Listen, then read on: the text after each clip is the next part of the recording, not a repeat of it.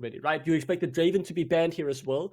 That's all of a sudden 580 carries gone. And if, then what is left in the meta? Well, maybe the Misfortune still has a space. You do have the Ashe as well, but I'm excited to see where they end up because Exofeng ended up being really useful last game. Hums didn't really have much to say because this Lethality Varus didn't work out. So with the AD carry pool already just after one game of Hardcore Fearless being this trimmed out, I'm intrigued to see how they end up prioritizing their drafts. Something that's worth keeping your eyes on here, a bit of a curveball that Bulldog have thrown, is the Jinx. That has been locked in. It's actually Xfeng's most played champion down bot, which sounds kind of sus. But it has been something, and I think in the concept of a fearless draft, it's invaluable to have those kind of champions to just pull out of your pocket. So, with these bans coming through here, and obviously, as you can see at the top of the screen above our heads here, these are the champions that were picked last time around, and they are hard knocked out as well. So, if one team picks them, neither team can pick them again. So this leads to a Jace first pick here for Mietic. You would imagine he would take that one in top side as well. And those are some very quick responses here with Ambessa and Zyra. Yeah, slammed down, right? I would expect actually the Zyra to go jungle in this case, especially because then you have the AP AD duo if jungle mid or jungle top, depending on where this Ambessa goes. Some flexibility in there as well. I think one thing I would like to see for Ruddy's egg is perks on a champion with more agency. The Cassante really invisible, failed to have impact, and then when it came to the team fights, it was simply too late. This Nocturne could indicate that there could also be an Orianna coming here to slam out this final rotation. Otherwise, it will likely be banned coming into that. But no, I mean, maybe there are other options out there. Nocturne good at creating chaos, and obviously someone like Aurora has a bit of stealth as well. Could jump in while darkness is high and really come in from a flank few people expect. But many good options to pair with it. They decide for the Aurora, keeping the flex open as well, actually, between mid and top in terms of who plays the Jace, who plays the Aurora. Yeah. Oh, yeah. Okay. So I was talking about Yone in the last draft, right? And it's a leader champion for sure. You've got your AP jungler sorted alongside it, assuming that Zyra is going to go in the jungle, which I think is a fair anticipation. Yeah, there it is, right? You've got a lot of damage, a lot of dive forward, a lot of AoE. Now, to pair alongside someone like Yone, you really want more dive, right? You want more committal, like specifically from the support. Maybe we might even see something like a Kai'Sa come through as well. You really want a dogpile when you've got Yone, else he jumps in by himself and then has to snap back out again. So yeah, we want to now kind of like just enable what we've got some very strong solo laners here and a strong top side. So let's see, that's what's coming through here from Ruddy, right? They want to make that their strong side of the map. You know what I want? I want an Elise. An Elise support has been playing nonstop and it brings so much. I think with this dive, getting another one that can go in and get the turret aggro out with an additional early game pressure, that would be the cherry on the top of the cake. Let's see if we're going to get that one. Meanwhile, darkness is all around, but those engage on supports are out as well. Poppy and Alistar, we're trying to take a hit on the AD carry pool. Misfortune is out, Kalista as well, the Draven, the Corki. All those options are disappearing, so will you default for that Jinx? Yeah, I think that's an option that was in my head as well. The Ashe, an opportunity. I mean, there are certainly still things you could go, but you get more and more Ashe down the priority list, right? Yeah, the Ashe Brom could be an opportunity. There are things you can still go that have seen their space in the meta. I know watching a few of Ruddy's Scrim Hums, also someone who plays the Jinx, as you mentioned, right? So could definitely pull that out. But the thing is, you're no longer at these top of the table AD characters in terms of meta. Yes, Ashe, somewhat strong. Obviously, there's a lot of utility, but it's rarely the Ashe who ends up carrying the game, which to me is the biggest question because Exofeng is one of the main carries on this roster, right? And I mean, they go for the Kai'Sa instead. Okay. So that opens up a whole new can of worms. And see, this is what I like about Fearless, right? The AD carries that are being hovered, not some we have seen so far that this much in the NLC, but with Fearless coming into effect, we are seeing the champion pool shift. And I mean, the Jinx Kai'Sa would be exciting. Exofeng certainly able to take over games on Jinx. They play a few of them in the seeding stage, but that was when Bulldog hadn't really found their footing. Where's the front line now to pair it with this? Because yeah, give me Thresh. You need something. So I would dislike an enchanter pick here because Bulldog have done this before with Kasing. I mean, yeah, I think you want to take something that enables, but can also put a bit of a front line down as well from this bot side. So yeah, I mean, this is fine too. Like, this is fine. Like, the reason I bring that up is simply because like we saw there was like a very good protect the Jinx comp, but no frontline. Like, it was like Lulu plus Jinx, and it just did not work. So, their tankiest member was a Maokai who beat Leandri. So I'm glad that Bulldog have actually gone for something that does go a little bit more tanky and it can create some more space for Jinx. On the backside though, Hustlin is locked in. I think that Maokai, and that's not going to be a swap for the Zyra, because I mean, I don't know, actually. This could be Zyra's support, to be fair. Like, Maokai plus Yone plus Ambessa, like, that's insane. Like, that's really good, you know, like, lockdown, like a great kind of solo plus jungle combo. I see value in both of these right here, and the push from bot side with Kai'Sa Zyra would be quite kind of scary too. So yeah, but I think it's a well-rounded team, a lot of jump forward from Ruddy, which is what they want, and a lot of space being created for Jinx on the side of Bulldog, which is what they want. Well, the teams are ready to take on the second game, which could be decisive in favor of Bulldogs, or maybe the comeback coming in from Ruddy Sack. I want fast predictions, really fast. Duckling, tell me a name. Tell me a name.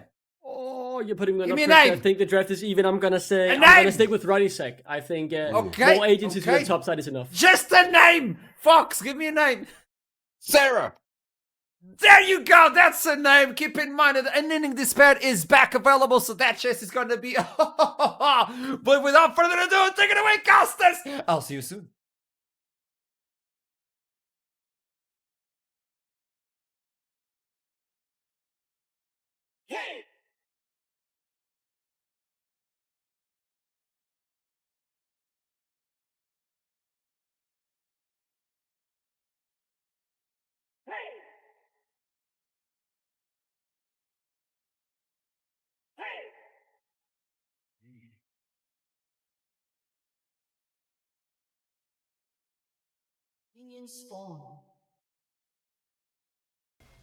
Here we are in the game already. I agree with Foxdrop. I think Sarah's going to win this game. Bulldog. He did ask for a name.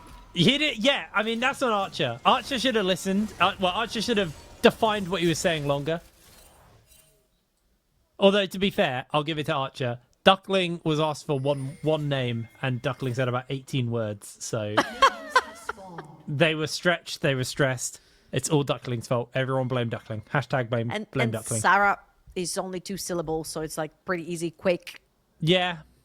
You gain some time as well. All good. I mean, both Ruddy and Bulldog are both 2 syllables as well, to be fair. But that's by the by.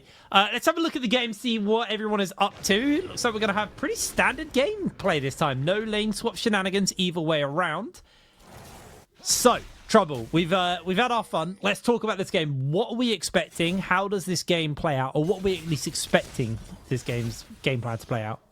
Well, it feels like it's going to be extremely bloodthirsty. On one hand, you have from Bulldog a level 6 farm heavy champion that the second he hits 6, he wants to dive in and start creating some chaos on the Rift, and that's Nocturne, of course. On the other side from Ruddy, Perks is doing the mid lane top lane special. He's playing Silas and Cassante in one. This is his kind of champion, playing Ambessa over in the top lane. But also, look how all-in heavy is the Ruddy side composition. Every single champion has a way of getting into the backline, possibly apart from Zyra. But Zyra can create space for them. Kasing! Oh my word, Kasing with the flash forward forces Hamza to flashes in return, as Perks actually getting absolutely bodied by Miatek here in the top side. Leader also going low. Bulldog starting off with some pretty strong lane. I mean, the thing here is you're playing double melee into double range composition. So your mid-top are never going to have priority, especially in the early game. And then over in the bot lane, Kasing made a fantastic play to actually allow them to have priority through that early phase of the game as well. The most important thing when you are playing with a Nocturne is to allow him to farm to that level 6 as safely as possible. And Zyra is one of those champions that is such a big nuisance, extremely fast at clearing and very good at invading because you're going to be falling behind and she can invade you before you finish your jungle clear. So great stuff right there from Bulldog, every single lane with priority to allow Lulash to farm for free. Well, looks like came in. Gonna find himself getting jumped onto. Does go invisible briefly. Leader's keeping the pressure up. I swear down. that ability on Yone lasts way too long. Yeah. I tilt every time I see a Yone in professional play because that champion is just ridiculous. Anyway, back to the game. Looks like Kasing just doing a little bit of a sapling clearing more than anything right now. I do want to kind of rewind just quite a lot because actually when I was asking for you the sum up on the teams, I may have to hold that. No, don't worry. Okay, so when you were talking about the teams, one of the things you mentioned was that Ruddy have so much forward. They have so much access to Exofang. If Bulldog can successfully protect Exofang in a fight, this guy will take over fights. We saw what he did on the Ezreal last game on a hyper carry on the Jinx. Like, if he gets the gold and the resources and they're able to peel for him versus the constant aggression of the Ruddy comp, I have so much faith in Exofang from what I've seen from him for the last couple of days. Same with K-Min as well, actually. Two players who have really sold me on their performance over the last couple of days. It's cheeky little trade there. Leader trying to play interrupt on the reset. Actually, I was thinking about the whole draft situation. I might have to hold it right here because Jankos is visiting bot side. He's going to get spotted now on the ward. Oh, Hustling flashes in. It's going to be Exofang not getting targeted, so Kasing tries to bail himself out. First blood over to Humza. Now top lane. Mirtek is finding the damage off the Perks. He flashes, misses the shot blast, gets the move speed off. Perks survives. Silas, Cassante, if they had a baby, it would be Ambessa. And one of those champions that you can't necessarily really pin down very easily. However, great punish in the bot lane from Jankos. Gets into the tri-bush. Remember, Kasing committed his flash to get that priority early on in the lane. So they ended up getting towards the bot side of the map and punishing Kasing for the lack of summoner. The main thing for me right now is Humza. His name's so hard to say. The Kaisers. No, mate. You're just English. Yeah, well, that as well. Yeah, that as well. I don't even know. I might have been saying it wrong the whole time. I am famously bad with names that aren't very easy for an English person to say. Like but yes, George? Yeah, no, George is an English name. I can say that one. Yeah. Gorge. Good old Gorge. Anyway, let's see the replay. I mean, it's very simple. Kasing gets caught a little bit too far up the lane and very easy from hustling. The twisted advance right there. No flash for Kasing, ends up being punished. Alrighty, well, Continue, George. Humza still has no flash. If Lulish can hit that level 6 fast enough, there is a potential to go for a punish on the bottom side, or currently the top side. Fight for Grubs is already breaking out. Lulish able to secure the first grub for his team, and looks like the collapse is there from Bulldog, so they should be able to do this uncontested. Grub number 2 goes down. Can they get this third one? Jankos is looking to be sneaky, but the smite comes in. No level 6 for Lulish yet, but Leader could be pretty exposed down here. Does still have that flash though. Actually, it looks like there was a collapse onto that Scuttle Crab, so Lulish not going to get that. That was very, very clean from Bulldog. Again, take the objective, bail out. Very, very nice from them. Now, if they can keep their bot lane over in the mid, push in that wave and take some control of the bot side of the map, that means they might be actually able to contest even for the Dragon. And this is something that Zyra really shines on, right? Taking neutral objectives is very fast. The plants really help as well. So once you start up the neutral objectives, they go down really, really quickly. And also you go double AD carry with Leader on the Yone and the Kai'Sa as well. But right here, Bulldog, incredible stuff in the early game. Early game is not something that we've said about them that has been really good so far into the NLC. But I feel like particularly in this game, it's been very calculated how they're swapping their champions around the map and how they're swapping their lanes and contesting the neutral objectives. And the main thing about playing that Zyra is you want to set up on the objective. If you don't get time to get your plants down, then the objective is significantly harder to take. So that is really the game plan on that front. But looks like this time around, they have been able to move in. Ruddy Saka put some wards down. They've got some information in the area. Not too much, mind you, as their support is currently heading towards the mid lane. But with that level 6 now hit, Mirtek is able to make an escape, but Lulish has the paranoia available to him. That is huge. Taking Zyra ult that early means you can actually fight for the Dragon if you want to. Now, of course... Humza being hit, has to flash away from the Between Worlds there from Cayman. They're able to get a whole heap of damage in. And that's the flash now burnt on that Kai'Sa once again, the opportunity to go for that pick with Lulush is there for the side of Bulldog, and it looks like he is hovering about, seeing if an opportunity's there. It's just going to make sure for now he's able to clear the waters. Mirtek is going low to Perks. I think Perks has got it. Easy pickup.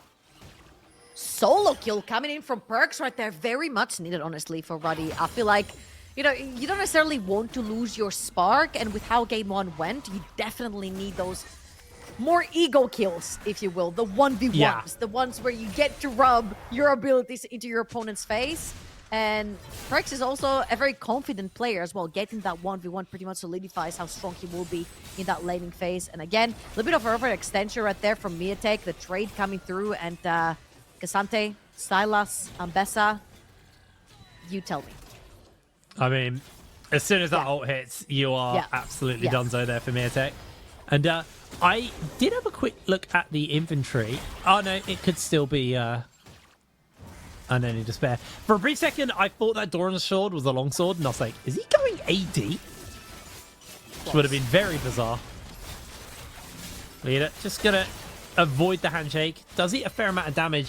The big concern right now for the members of Ruddy Sack is Exofeng. I think if Exofeng gets the time, gets the gold, he is going to potentially be able to take over this game. And right now, equal to Humza, has got a farm lead over him though, so is doing a pretty good job on this Jinx. And once you get that first item and start stacking those wild arrows, you get incredibly scary. No one has contested the dragon yet. I think both teams are waiting for a good opportunity to find that pick and then translate it into the dragon. Lulush having the paranoia, not throwing it down yet, waiting for that perfect kill. I'm actually very surprised. Usually you see, and how safely also Lulush got to that level 6. You'd expect with so many flashes missing around the map. Hams has been missing his flash, Jankos misses his flash as well. You'd expect something to happen on the map. However, here they're playing a very slow and steady game. As you mentioned, they've got the Jinx. The later this game goes, the better it will be for them, and that Jinx will pour so much more damage through these items. However, I would love to see them seize that opportunity. Looking for leader. Oh! He gets caught by the ultimate. It's going to flash away. Good block from Lulush, but Leader is able to put enough distance. Dragon will get traded out. You could see Lulush was fishing. That should be enough power, though, to translate into 6 grubs, unless Ruddy have a fight in them. Jankos, ultimate available to him, so he can look to come in and try and close off and make space in this fight. If anything, you have to at least come and contest one of them, so not all 6 go through. Yeah, well, there it is. Exofeng free firing away for the moment. Nobody has dove onto him. 1 grub has been secured here for the side of Bulldog. Meanwhile, Cayman finds a whole heap of damage onto Jankos. Jankos going incredibly low. Cayman flashes forwards, secures the kill onto Jankos. Hums goes down. Perks on the run. And that should just be the grubs. 5 already secured. Cayman will look to finish up this last one for his team. Bulldog, absolutely beautiful from them. What an incredible timing right here for Bulldog to turn this around. Not only do they find key targets, but consistently, when they do fight around objectives and they know that their target is that objective clearly, their target has always been Jankos. And let's watch this one more time. Great stuff right here from Haslin. He creates an opening with the engage, leader on the flank, Perks right behind them, gets hit by the Renata ultimate, which actually saves Kasing right there, last with the flash through the wall. And you think that this is actually a Ruddy Sack win right here, but Jankos gets caught by Cayman on the side. Cayman even commits his flash forward to make sure that there's no smite available to steal the last grub. Not only do they have 6 void grubs with double split pushers with Aurora and Jace to take these towers down real quickly, but 2 out of 3 neutral objectives towards a feature strength +1 is kind of huge for them. Yeah, absolutely. Well, Jankos making his way over. The next kill gives that stack over to one of the teams. But for Ruddy, they need to get a tower or 2 more jungle objectives before they can do anything. As Cayman just jumps into the invisibility to escape Jankos' E. No neutral objectives up yet. There is a tower that's quite low, and it's a 6 grub Jinx, so they're not going to overextend, knowing that there's a potential dive onto them. And ultimately, this now just gives a bit of time over to Mirtek to get topside sorted for himself, although Perks has made his way up. Both teams know how much is on the line. These feat of strengths are incredibly tied. It's 2 apiece on the charges, apart from that jungle objective where Ruddy are down 1. I'm not gonna say I've been very impressed by how Bulldog turn around fights, because there's a lot of times where you can say, oh, a team knows how to team fight when they start their own team fights under their own terms, but it has been Ruddy engaged in a lot of these fights, and it seems like Bulldog are peeling back as a unit and then re-engaging, came in finding those flanks, keeping Exofang alive, especially now that he has his Kraken Slayer as well. He has been excellent actually seeing that team progress through the NLC, coming through at 1-3 manner, came in, able to use the Between Worlds and break away. Hustlin's chasing in, though. Can they save their rabbit? Cayman goes down. And that is the stack over to Ruddy Sack. Now it's all about that first tower. If a team can secure that, they are going to be sitting so pretty with that boots upgrade. And 6 grubs onto Bulldog, remember. It is not beyond the world of possibilities. Exifang may find himself getting caught out here. He does have the flash. He does have the cleanse. Just eats a chunk of HP. Shield from Kasing will keep him topped up. Lulush will protect this mid tower. As plates have fallen off, someone needs to go deal with Hums in the bot side. It's going to be Exofang heading back down. You've got to start defending your towers, as you mentioned. Feats of strength right here is very important. And of course, giving the kill one away to Ruddy is going to make it that much more important to try and defend your bot side. Yeah, exactly. Your neutral objectives one and the tower. And there's a couple of towers that are hanging pretty low. So for Bulldog right here, I will say there's one thing that really confused me when we went into this game. I see a Nocturne. And usually Nocturne is used for one or two things. You see kind of the combination of Nocturne with the likes of Ornn, the likes of Kennen, like a big impact ultimates that will change a fight. Or heavy dive compositions, like possibly the Orianna wombo combo or an Akali that dives the backline with you. However, here, I feel like Ulash is a little bit of a switch. Like, this is literally his job. He turns the lights off, but I don't really think he has. I think Ruddy just loses tower. Yeah, Ruddy's gonna lose the first tower right here, which means piece of strength. That was a massive mistake. Sorry, Bulldog. That was a pretty big mistake from Bulldog. They wanted to shift their bot lane up to secure the Rift Herald, but they left their bot lane completely exposed. Mirtek obviously wanted to hold his teleport for a fight for when the Herald spawns. And ultimately, I think they really messed up there. I feel like with that team, they had the power to push that bot lane tower with their bot lane and then look to secure the Herald off the back of that later. But I think they're more focused on the fights right now. Mirtek getting teleported onto. They're going to throw the Twisted Advance down. Mirtek is going to get himself in some danger here. Immediately, 3 members collapse. Mirtek is going to try his best to put some damage in. And I mean, he's relatively tanky. He chunks him. Ultimately, that will cost them, though. Dragon will go over to Jankos, but Herald should go over to Bulldog. And great punish right here from Ruddy. First tower, feats of strength, grabbing a kill, and the second Dragon of the game. It's going much better for them in terms of mutual objectives than the first one. And I feel like they are actually playing through the setup with vision that they have. Look at the both quadrant is completely lit up in red wards. They actually have vision to make those plays, to have those TPs to try and get a flank. Now Bulldog right here, they will grab the Rift Herald, as you mentioned, and they can very easily use that to break open a tower, such as that bot lane tower that's hanging on by a thread, or potentially even that mid lane tower. I feel like the most important thing is to have Exofang around. You need to start getting more items onto this Jinx. Yeah. Because as I mentioned before, I kind of feel like the Nocturne right here just acts as a veil on top of the Jinx. We were talking before about the draft, and I was like, oh, Xayah would have been perfect, right? Because everyone can just dive forward and Xayah can fend for herself. But right here, Exofang playing one of his better champions, using that Nocturne pretty much as a concealment in those team fights. Yeah, we haven't actually seen all that many attempts of a pick from Bulldog. They've actually been relatively tame early. Again, this probably just comes down to the fact that the Jinx wants items and wants to really start to come online. But it is definitely a more slow-tempo game. I think the Herald should go down mid lane just to open the map up for Bulldog. Because right now, I think they're quite pressed with that mid lane tower down. It's definitely shutting down their ability to do much as Mirtek getting jumped onto, gets hit by the ultimate. And I think his fate may have just been sealed off the back of that one. Hustlin is the one to secure the kill. Excellent. So active on the map from the set of Ruddy. Are they going to be able to defend this mid lane tower? Perks is on his way. But the Ritual is going to do a lot of damage. Look at all those grubs. I mean, they could have toyed with the idea of a second charge. I think it's probably best not to risk it, and Perks finding himself a kill in response. But tower goes down ultimately, and that opens the map up a little bit more for the side of Bulldog. Lulish still sitting on that ultimate, though, playing very, very tame with that. I'm not gonna lie, I'm getting a little bit worried right here. I feel like in terms of late game and how much damage that Ruddy Sack composition can dish out is incredible. The scaling overall in this team is incredible. And now this tank chase is falling a little bit behind. It's double AD on both side lanes. Perks and leader can split push respectively.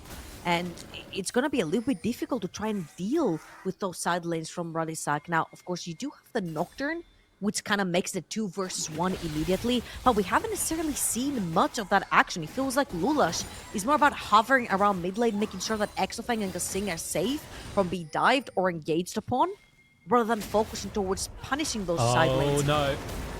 There's the lockdown. They find the ult on to Cayman. Cayman is going to look to break away. Does a whole heap of damage to Yankos in response. They're going to throw down the ultimate from the Nocturne, securing themselves the kill. Exifang from downtown with a rocket. The fear lands onto Perks. There's a teleport coming in as the team are going to close the gap. Hustling made his way over to save the day, but it is a 1-for-1. Exifang does get some gold off it, though. I just wish Bulldog Gaming, Bulldog Esports were just more ready for this place. Again, you're playing for side lanes. Nocturne is the perfect weapon to make a 1v1 into a 1 versus 2 in favor. And I feel like Cayman and Mitek have been left on the sides, kind of dropped. Again, Lulash is playing Shield for Exofang, but you're playing the wrong champion if you just want to play Shield for your AD carry. And right there, Cayman does so well surviving for so long. I feel like the Nocturne also have dropped it a little bit earlier to conceal Cayman, and then you dive in, but it's a little bit too late. You trade 1-for-1, but Ruddy got what they wanted. I'm just about able to break away from that hostile takeover. It'll be back on off cooldown for the next major objective. She's spawning up fairly soon. Actually, Atakan's up. I forgot it comes up at 20, not 21. So that's actually pretty big, but that got blown down pretty early. Leader just going to try and be a bit of a nuisance here versus Cayman. Is able to dodge away. Cayman using the invisibility. But now you do have those wild arrows. You have the Kraken Slayer on Exofang. So that's a pretty capable Jinx, but Nocturne ult finally just comes back off cooldown. And that is one dead Nocturne. And that is going to be the Atakan secured. Mirtek flashes away, breaks away from the ultimate from Perks. And yeah, it looks like Bulldog's starting to struggle a little bit more in this game. I mean, it just doesn't make sense. A lot of the pieces in this composition don't make sense. And it feels like Ruddy, they've got pretty simple instructions. See champion, engage champion, kill champion. You outscale in terms of damage. Let's see if Bulldog can actually engage here and get a kill. Yankos does find himself caught, but they're going to throw everything down onto Cayman. Cayman cannot survive for much longer. That's going to be the kill onto Atakan with the revives. This is pretty much over for the side of Bulldog. They just need to make an escape. Mirtek is doing his best to hold fast, but he goes down in the middle of all of that. Kasing slowed by the sapling. Hustling, chasing forward, hit by the zap from Exofang, who's able to break away. They throw down the ultimate, and now they're actually engaging onto Yankos, who's forced to flash. I feel like he should have just given up his withdraw and save the flash for later, but ultimately wants to be on the map for this dragon. Good stuff from Ruddy right here. They just literally group up of 5 members. They force the objective. They know they're 4 versus 5. And Bulldog, I'm not gonna lie, they just look like they're scrambling right here. They're trying to pick up the pieces. You see that a lot of their members are just going in one by one. And let's watch this one more time. Spotted through not 1, but 2 wards right there from Lulash. He starts his blue buff. That's when Yankos and Hustling come in, and that is the first pick. Falling behind as a Nocturne is never fun, because there's never good enough damage later on in the game to try and assassinate. I thought we were going to get the replay of Atakan, but the sentiment is that I feel like Bulldog are scrambling right now. They were going in one by one, and they just need like a proper team fight where they can just allow Exofang to put down some damage. The problem is he's not getting any shutdowns. They've got the revive. Those will be falling off in a little bit. They're going to throw everything onto Perks, actually, and just look to try and take him out. Able to get the withdrawal out of him, but ultimately that's 4 members and an ultimate committed. And bot lane tower is going to go down in the middle of this. There's going to be the rocket to try and somewhat trim the wave, but Hustling is there to block off any closer close-ins onto them. And yeah, Bulldog definitely left scratching their heads a little bit here. Now, you do start to have that Jinx who's slowly building up the items. Infinity Edge will be next on the shopping list here for Exofeng. And by the time that's finished up, these revives will have worn off. They've only got about a sixth left of their cooldown, so shutdowns will then again be available for Bulldog as they are looking for some damage onto Leader, who uses the face shield on the Cayman. The lights go out, and Lulush, every time, is just a little bit too slow on the button with the ultimate. Oh no, another gain against the pawn under the tower. Exofeng, he's going to have to cleanse, and that should just be one dead top laner. They're trying to find the bailout. It's not going to happen. So, not top laner. Lulush goes down. Mirtek will now make his way in. Leader's worth a shutdown, and the revive has worn off. So, this is the best opportunity for Bulldog. They don't know where Leader is, though. Well, that's going to be the turnaround here for Ruddy. Now opening up onto Perks. Exofeng trying to keep the damage down on the Perks. Perks has no ultimate. It will be coming up fairly soon. The rocket comes through as they chase up onto Kasing. Kasing, no ultimate available. He's going down. Hums is able to secure the kill. And Bulldog, once again, falling victim to their game plan from game number 1. Yeah, they walked into their jungle. They have absolutely no vision and no reason to be there. And Ruddy Saga, they were just looking for an excuse to start another fight, right? When you have the Atakan buff and you can just have that GA and respawn instantly, you're looking for those fights. When you're having Atakan, you're usually looking for inhibitor towers, you're looking for inhibitors, you're looking for barons, you're looking for those big objectives. That's what this buff really gives you with the revive. They didn't necessarily get that. They just did get that bot lane inhibitor tower, but that's about it. So I feel like for Ruddy, this wasn't the most successful Atakan, but I feel like Bulldog diving back in just kept giving them more and more tries into getting more value out of that buff. Right now, 8,000 gold in the lead for Ruddy Sack, and the items are going to speak for themselves. Again, we said damage-wise, oh, Kasing, you can't face check that Kasing. He does have the ultimate, throws it out, doesn't hit onto anyone. The lights finally get turned out at the right time, and they're going to look for the turnaround. Stopwatch used. Exofeng trying to keep the damage up for the moment. There's going to be the shutdown given over to Mirtek. They're able to secure another one. Came in, getting himself one more. Hums going low. Exofeng flashing forward. He's excited. Perks being chased onto. Bulldog, you can never count them out. They find that turnaround. Came in incredibly low. Leader's going to chase forward. He goes in with a flash. He's shut down by Cayman. They lock down Perks as well. Bulldog with blinking health bars. Find the fight. 8,000 gold behind, being able to kill 4 members, almost acing Ruddy, is huge for Bulldog Esports. They made an 8,000 gold lead trimmed down to 6k, and Exofeng got to show off his teeth in this fight. Kasing had absolutely no business surviving this. Face checking into his own jungle. There's 3 members of Ruddy Sack right there. Lights off. They just couldn't overcommit to kill Kasing, and this allowed Exofeng the time to put down the damage in this team fight, untouched the entire time. And that's what we've been looking for from the set of Bulldog Esports, a fight where Exofeng actually gets to DPS. You forfeited the entire game just so these Jinx can get to 2 to 3 items, and finally we get to see some of that action. Some of these shutdowns were immensely huge. Yeah, Exofeng getting some shutdowns has closed up that Infinity Edge. Big buy for him, but it's still a tall order. Yeah, that's probably it on the reset here. It's a very tall order, though, for the side of Bulldog. But a team who are just so good at team fighting.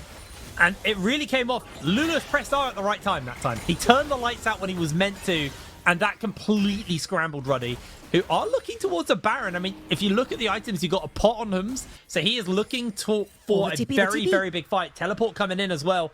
Infinity Edge finished up on Exofeng. This could be the game-deciding fight. Let's see, it's still really difficult for Bulldog to actually gain any sort of relevant vision inside their own jungle. Neutral objectives spawning both right and left of the river, and they need to find a way to get that fight. Leader on the flank.